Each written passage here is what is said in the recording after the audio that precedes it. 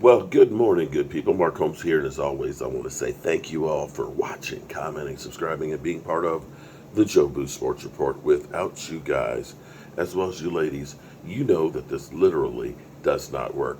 Hope you guys are having a great hump day. Today's hump day. It's the middle of the week. Tomorrow night is already the beginning of week number 8. It seems like the season is literally flying by. I mean, it is flying by. And it's crazy because it's already week number 8. It seems like I was just in Oxnard for training camp and it was hot as hell. But here we are. We're almost at the midpoint of the season. And we have the game against the Bears um, before we have our bye week. When we come back from the bye week, half the season's gone, y'all. Seriously. Half of the season is gone. It takes too long to get here, and it seems like it just goes by too fast. But it is what it is. You know, we're blessed that we have football when we do, and it can't be any longer. For the players' sake, it can't be any longer. It's hard enough to play 17 games, much less more than that. Interesting news today. Today, the Cowboys get back out on the practice field, getting ready for the Bears. The Bears have a shorter week, having played Monday night. The Cowboys are expected to go ahead and activate linebacker Damone Clark. That's right. Damone Clark, who should have been a second round draft pick at the very least, a linebacker in the edge of what Micah Parsons is as a linebacker. A guy who is fast, who is strong, who is physical, who gets to the ball carrier and he sticks him. Who, for some reason, when he got to the combine, they found that he had a cracked vertebrae.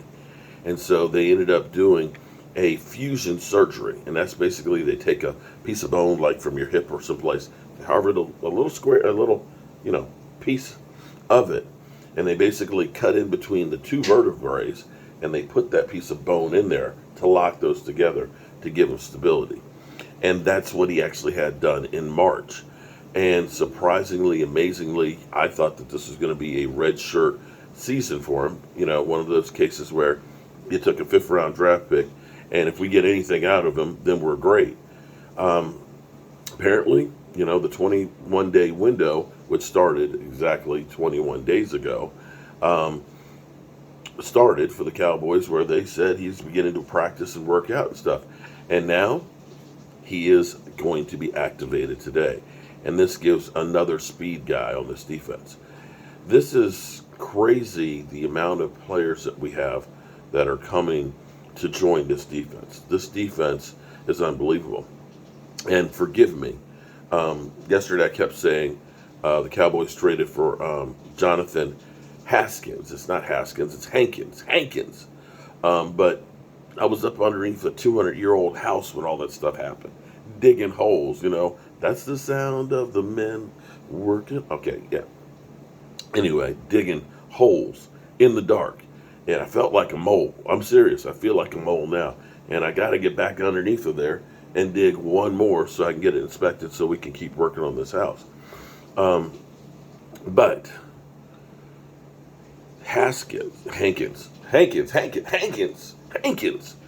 Hankins is a true run stopper. I don't know what happened with Neville Gallimore, the Canadian bulldozer. I thought for sure this was going to be a great season for him, but for whatever reason, he was actually a healthy scratch this past week for Tristan Hill. Now, amazingly enough, a guy that we all thought was going to be cut or traded or something like that, our highest rated defensive lineman when it comes to the run has been Tristan Hill.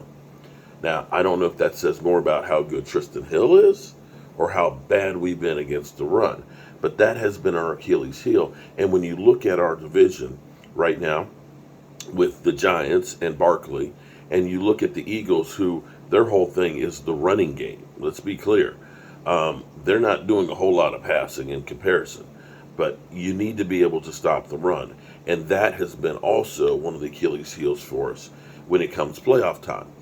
When we played the 49ers who now have Christian McCaffrey, they rushed for 177 yards. 177 to our, no, I'm sorry, 169 yards to our 77. And that's a problem. That's a big problem. And so that's why the Cowboys made, I kind of say, a real low risk trade by giving up a fifth rounder, a sixth rounder, and getting their seventh back. This could end up being kind of like Robert Quinn type of a deal, where we traded for him from Miami, kept him for 1 year. He had a great season. He went off of free agency, signed a big contract with the Bears, and we got a nice compensatory pick. That's always nice when that can happen. It's because, apparently, as the Joneses always say, we believe in our own picks, and they end up picking guys that make a difference. The fact that you're going to get Damone Clark as a fifth rounder, possibly back on the field, I don't know what to expect from him. I don't know how they're planning on using him, if he's going to be a special teamer to start out, or if they're going to get him right into the fire at linebacker. But this kind of move ends up being good because we look and say, do we have guys out there with Jabril Cox, Damone Clark, and things that can replace a Van Der Esch down the stretch and going forward? You look at Dalton Schultz, can Peyton Hendershot and Jake Ferguson be guys that can replace them that are going to cost less than than our regular guys? You know what I'm saying here.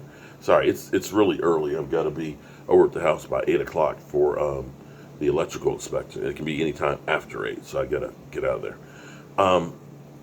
My worry right now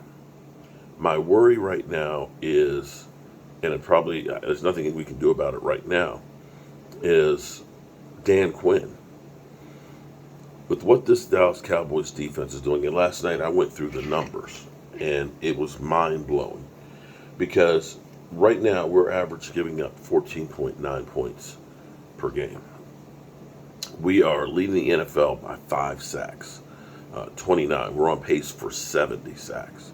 I would love to actually be able to give you the numbers on where the projections go for the Cowboys in their history versus sacks. But since sacks weren't counted as a NFL matrix since like 1980, I can't go back and look and see what it would have been back in the 70s with the Doomsday defense and stuff. But when you think about that 14.9 points per game that we are giving up currently, and I actually expect it to be better. We've faced a lot of good quarterbacks thus far. When you look at the going forward, you got Aaron Rodgers on there, but then you start looking at teams and saying, there's not a lot of top-tier quarterbacks left. I mean, you already faced Tom Brady. You've already faced Joe Burrow. You faced Matthew Stafford. Now you're going to have the Colts, who are starting a rookie. You got Ryan Tannehill's. You've got Tyler Heineke's that are left. You still have Daniel Jones, who, although Giant fans are saying you need to pay that man and hold on to him, surprising Giants team. We'll see how they do this week against Seattle. You start looking at the numbers of us at 14.9 points per game. That is literally, I'm going to tell you right now, literally the only teams in the Cowboys past that have done better than that are the 73 Dallas Cowboys at 14.5 points per game, the 76 Cowboys at 13.9, the 78 Cowboys that lost to the Steelers in the Super Bowl at 13, and I think, one more, the 93 Cowboys defense at 14.3. So right now, this Cowboys defense and scoring defense is 5th and could move up on the list. That is freaking amazing. So, my worry about Dan Quinn, forgive me, I'm sorry, got a lot of congestion this morning. My worry about Dan Quinn is, right now, the way this Dallas Cowboys defense has responded. We were giving up in 2020 28.9 points a game. Dan Quinn has cut that in half in 2 years. And you have Micah Parsons, who it's almost a daddy figure to him. Quote from Micah Parsons. Just sitting down with Q this past week, and he was talking to me about plays that I can make if I just use my speed and chase down. Just knowing that that's my superpower. And we kind of had this father-son talk this week as he challenges me and told me, I said, if you challenge me, I'll never let you down. So just stuff like that, I credit to Q. He's a person that means a lot to me, and I just hate to let him down. When I'm out there, I just try to give everything I got for him. Micah Parsons on Dan Quinn. Here's the thing. I don't know. I would love to be able to sit down and talk to Dan Quinn. Dan Quinn right now seems to be up here on such a high with what he's achieved thus far with this defense.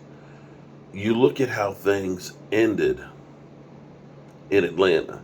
You think of the pressure of being the head coach.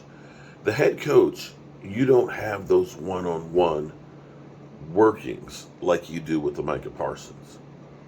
I know from my own personal experience of, being a general contractor and having a lot of people working for me and overseeing the job, doing the paperwork and stuff, meeting with the clients and things. That was never fun for me. I would rather be under the house digging those footings than watching somebody else do it. I would rather be framing up the house than just ordering the materials and having it shipped on the site. There's something about getting my hands dirty and in the work itself, working and teaching others what I do. I don't get the same enjoyment being up here. I don't know if that's Dan Quinn. If Dan Quinn does have those aspirations to be a head coach, and believe me, right now, the smartest thing he did was coming back to Dallas and working with this defense. This defense continues getting more firepower and getting better and better. Everybody's going to want him as a head coach. The question is, does he want to be one? Because it ain't a question of if he can be. The question is, does he want to be? And you can look and say that Dan Quinn and Micah Parsons coming together was the perfect storm to create this monster. And I don't know that anybody else would have been able to achieve what they have thus far with Micah Parsons. The fact that we can argue about whether or not he can be the next LT. Forget him being the next LT. He's the next MP, Micah Parsons. Hang on. Okay, so I'm going to get ready to get out of here and get to work. It's actually raining a little bit outside. But this is one of those crazy things that make you go, what? Stephen A. Smith, Mr. 8-8, 8-8, an accident waiting to happen, with Michael Irvin was saying this. That was 1995, 1996 season. You were on that team, right? I was. Yeah, of course you were on that team. All right, Michael, which team's closer to winning a championship? Is it the Yankees or the Cowboys? The Yankees out. The Cowboys are ascending right now and on their way. Now, obviously, it's the Cowboys. The Cowboys very well can win the Super Bowl this year. The Yankees just went on this year. And I'm telling you, I'm sitting in New York. I can't even go watch Sunday Night Football because everybody have these Yankees on everywhere. I had to say last night in the restaurant, the other night in the restaurant, y'all stop it. The Yankees aren't going anywhere. Let me watch this game. I got to go battle this joker, Stephen A. Smith, tomorrow. So I had him turn the TV. It's really a bad day. Yankees just got swept. Yeah. I'm a diehard Yankee fan. America. Michael Irvin is right. The Dallas Cowboys are closer to a championship than the New York Yankees. Oh, my God. Oh. The Yankees haven't been in the World Series since 2009. They have shamed this city as far as I'm concerned. I am not pleased with them at all. The Dallas Cowboys, even the fact that they haven't won, they deserve better kudos Sad. than the New York I Giants. almost feel I want to meet in the middle of the field and pray on that. You know how they do at the end of the game. Let's meet for thank you, Father, for the day. Let's do that together. But that was hard for you to say. I appreciate you digging down inside yourself to come up with that. Wow. You know, this is what they do to us. You know, they start setting up these Super Bowl aspirations and Super Bowl talk and things. And then when we don't achieve it, of course, then the season was a failure. I don't know. But all I know is week 8 starts tomorrow. And we'll see what we see each week. It's still a lot of season left, a long ways to go. And in football, we know things turn around really, really fast. We're in 3rd place in our division right now. We got a lot of work to do before we can start talking about that. But hey, we can let them talk about it. I'm not. I'm just worried about the Chicago Bears, who the Detroit Lions got shut out by New England. The Bears ran roughshod in New England on the Patriots.